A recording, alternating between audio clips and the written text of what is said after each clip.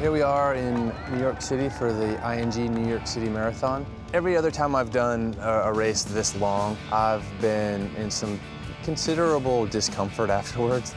There's a wall in any of these longer endurance races that you always have to hit. I'm hoping that I've got enough to just burst through it and keep going.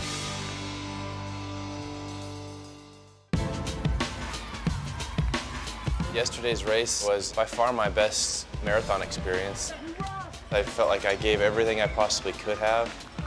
I drank as much as I knew that I was going to need and was sort of hoping that my body would accept it, and it did. I didn't have any GI issues, no cramping.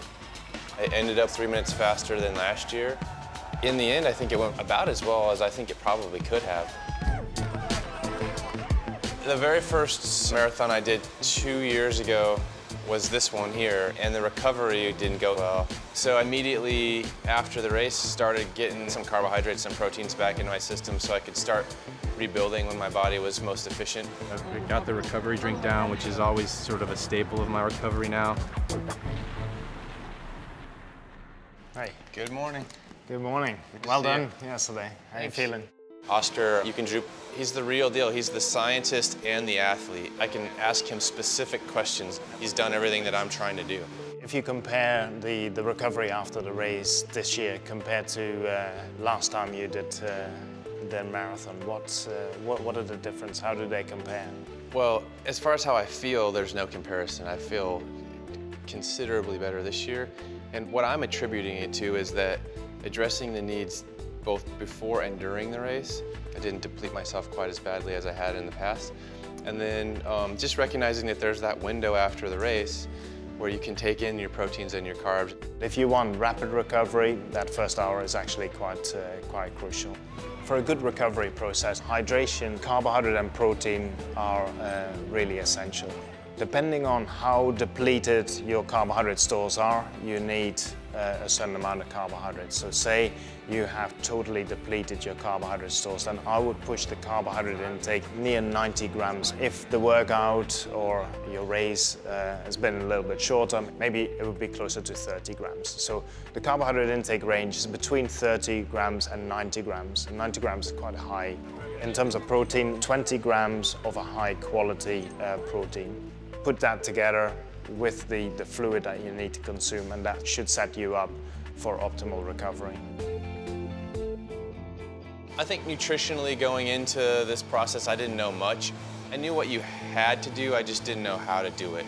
And that's probably the biggest difference between then and now. Now, we always think a lot about training, but how much time did you actually think about planning your nutrition or building your nutrition into your training schedule? And that is where a lot of people can improve. Yeah, and I know that works. I think what people really like about the Inside Endurance program is that it's real life. I'm certainly not a professional. I'm an amateur like a lot of the people who are watching are. I still have a job and a family and kids. So it was important for me to be able to start to maximize my potential as an athlete without sacrificing these other really important parts of my life. Back in July, Gatorade approached me to see if I could accept some challenges and work with their scientists and athletes to see if science and nutrition could help me improve my performance in endurance events. The journey with Gatorade has taken me all over the United States, from Colorado where I live to Portland on the West Coast, to New York City on the East Coast, and South Carolina, Chicago in between. I've gotten to see a lot of the country and experience a lot of great races. If I start to break it down into the little parts, you kind of see the peaks and the valleys, and there were certainly as many valleys as there were peaks. Some of the races didn't go the way that I wanted them to go, because I was experimenting with things and I was learning and growing, and part of that process is failure, and sometimes you have to experience the failure to learn how to be successful. Going to the Gatorade Sports Science Institute was sort of the first step in me getting a really comprehensive look at my body and how it works. Come on, that's 30 seconds done. Good Come job. on, keep going. I knew very little about my needs prior to a race, and I knew almost nothing about needs after a race. There was no priming, there was no protein recovery. There was none of that. This program was an introduction to the sort of full spectrum of Gatorade products, and I found a pretty successful combination that worked best for me. The opportunity to have worked with several elite athletes during this process was really beneficial for me. These are people at the pinnacle of their sports. McKeely Jones gave me really basic things on running that I've used since our meeting. You want to actually drive your elbows back a little bit more. It's going to help lift up your knees. Chris Lee was able to help me with focused training, which was one of my major goals going into this whole process. I think you can now understand the purpose of training and that each session has a purpose. Dathan Ritzenhein and Shalane Flanagan both really addressed specifically the longer running events like the marathon and how I could properly warm up my muscles without overexerting myself. This stuff will help your body become stronger, less prone to injury.